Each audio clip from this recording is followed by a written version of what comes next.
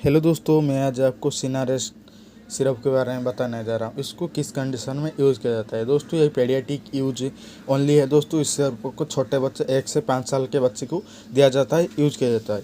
इसको किस कंडीशन में यूज़ किया जाता है। आपके बच्चे को बहुत ज़्यादा तेज़ बुखार है, सर्दी हो गया है, नाक से पानी बह रहा है, छींक हो रहा है, गले में दर्द हो रहा है, नाजल कंजेक्शन हो रहा है, नाक से बहुत ज़्यादा पानी निकला जा रहा है, इस कंडीशन में सिनारेस्ट सिरप आप यूज़ कर सकते हो। ये आपके बच्चे को यूज़ कैसे करेंगे, खाना खाने के बाद सुबह, दोपहर और शाम को यूज़ करना है। दोस्तों देखिए दोस्तों, एक बोतल में 75 ml रहता है।